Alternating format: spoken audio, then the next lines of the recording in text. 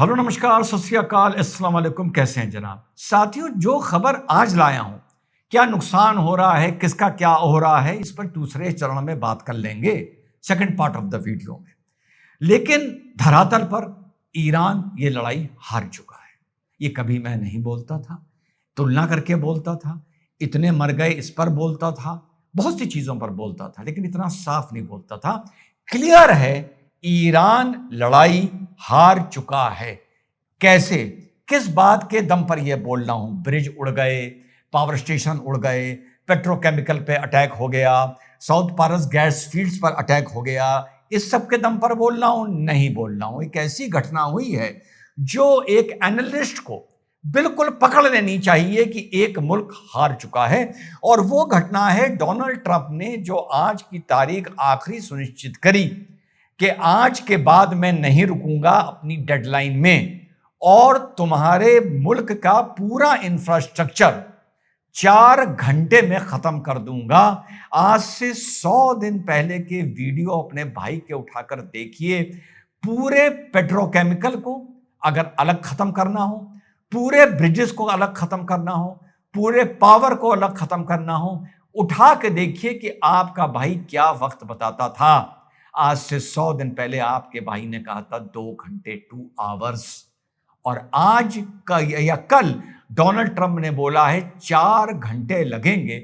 मुल्क के तुम्हारे सारे ब्रिज और सारे पावर ग्रिड काम करने बंद हो जाएंगे। स्ट्रेट ऑफ हरमूज खोल दो। स्ट्रेट ऑफ हरमूज में कल भी बोला था, second part of the video में फिर बोलूंगा, और आज से 3 हफ्ता पहले भी बोला था। लेकिन जो वीडियो के शुरू में मैंने बोला कि ईरान लड़ाई हार चुका है, ये किसी नुकसान के चलते बोला है? नहीं। खबर आ रही है आयतुल्लाह खमानी कोमा में, आयतुल्लाह खमानी नहीं, माफी चाहता हूं, मुश्तबा खमानी कोमा में है। नहीं, इसके लिए भी नहीं बोल रहा हूं। कल इंटेलिजेंस के चीफ मर गए, यानी इंटेलिजेंस जिसका काम अपने देश को यह बताना था कि इजराइल और अमेरिका कहां अटैक कर सकते हैं, वो ही अटैक में मर गया। उसके बारे बोल रहा हूं? नहीं।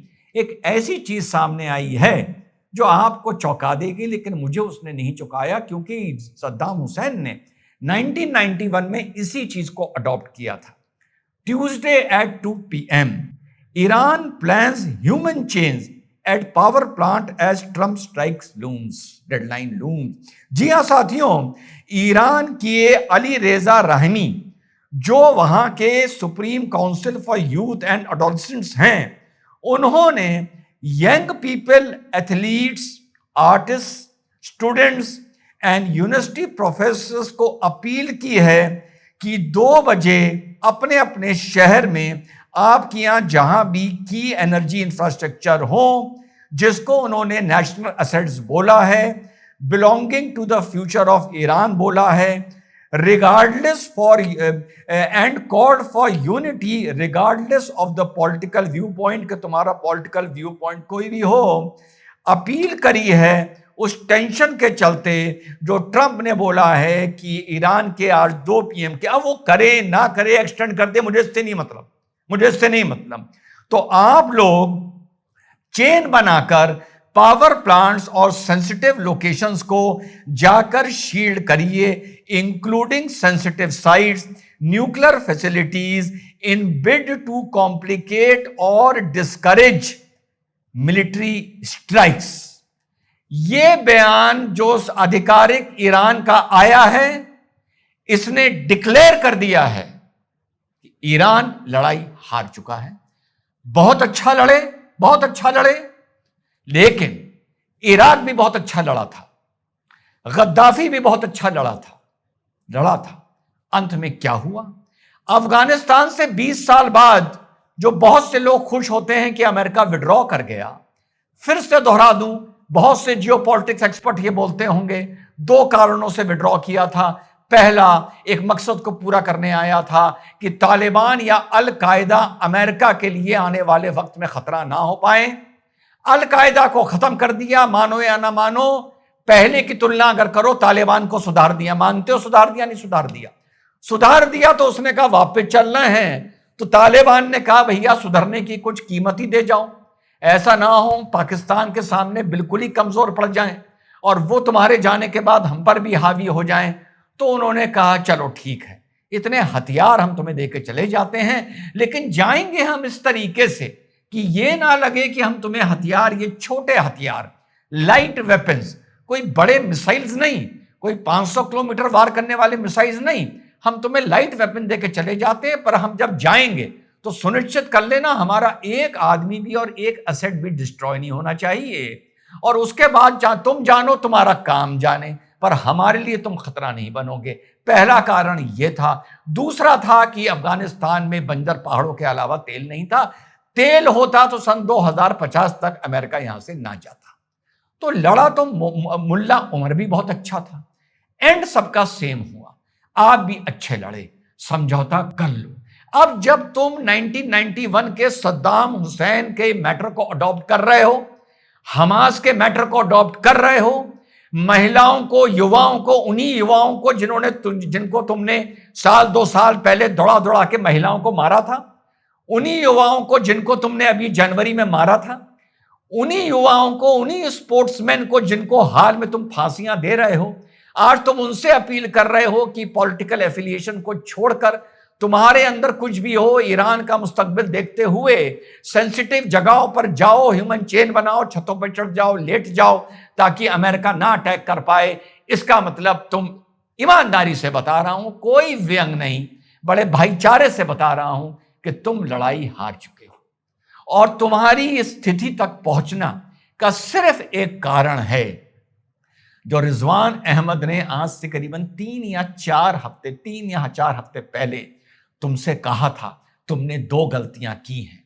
मार्च में जब इजराइल ने साउथ परस गैस फील्ड्स पर अटैक किया था, जो ईरान की सबसे बड़ी गैस फील्ड्स थी, और तेहरान के 2 ऑयल डिपो पे अटैक किया था, तो इसी भाई ने, जिसको तुम गालियां देते हो, उसने कहा था इजराइल तुम्हें पेट्रो वॉर में ट्रैप कर रहा है। और मैंने कहा था इजराइल कर रहा है, वहां पे मैंने तुम्हारी नहीं बताई थी, इजराइल कर रहा है। ठीक, गलतियां तुम्हारी 50 हो, जहां होगी वहीं बोलूंगा, कहीं रफू नहीं करूंगा।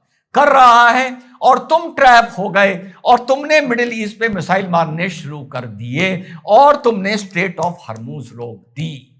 तुमने अमेरिका की, यहां मैं बोलूंगा इजराइल नहीं, तुमने अमेरिका की दुखती रग, अमेरिका की सबसे बड़ी लालच, अमेरिका का सबसे बड़ा जुनून और नशा, एनर्जी पर हाथ डाल दिया, और तुमने यह दिखा दिया कि तुम दुनिया की 20-25% एनर्जी को ब्लैकमेल कर सकते हो।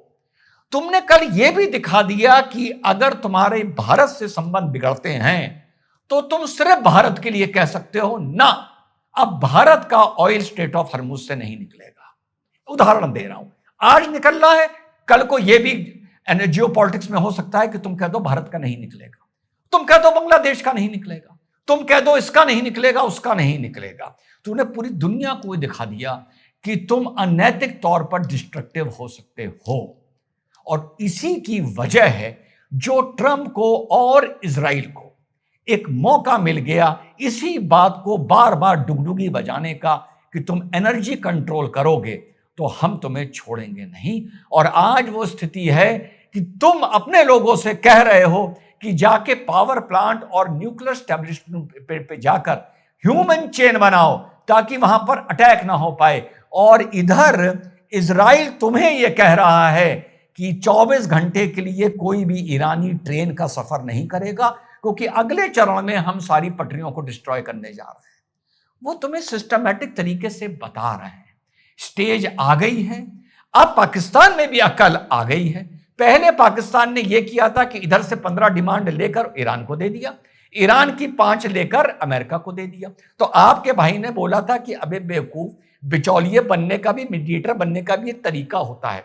अब दोनों की डिमांड्स लाकर पाकिस्तान ने कॉमन डिमांड बनाई है और दोनों को भेजी है कि तुम एक के लिए, और पाकिस्तान नहीं, तुर्किया भी शामिल है, इजिप्ट भी शामिल है, सऊदी भी शामिल है, बहुत से और कंट्री शामिल हैं, लोकेशन लेकिन पाकिस्तान है। फिर बता रहा हूं, मान जाओ, 1 महीना पहले मैंने 2 घंटे का समय दिया था, ट्रंप ने 4 दिया है। सोच लो, ट्रंप को जितना अपना फायर पावर के बारे में पता है उतना ही मुझे पता है, इतना पढ़ा है इनकी मेहनत और इनके फायर पावर के बारे में। तो अब तुम्हारे पास कोई नहीं बचा है। जिनको तुम गोलियां मारते थे उन्हीं को ढाल बना रहे हो। अब यह गलती मत करना कि जबरदस्ती गोली के नोक पर उनको ढाल बनाने लगो, वरना हारने के साथ साथ जो थोड़ा बहुत तुम इज्जत का समझौता कर सकते हो उससे भी हाथ धो बैठोगे और जिल्लत झेलनी पड़ेगी। और फिर दोहरा दूं, ये मुल्क इजराइल और अमेरिका अगर अपनी पर आ गए, बिना न्यूक्लियर वेपन यूज करे, कन्वेंशनल वेपन से इनके 2 एयरक्राफ्ट कैरियर तुम्हारे पूरे ईरान को अपनी एक जगह समंदर में खड़े खड़े 4 घंटे में निस्ते नाबूद कर सकते हैं, वाकई स्टोन एज तक पहुंचा सकते हैं। जय हिंद, वंदे मातरम, खुदा हाफिज।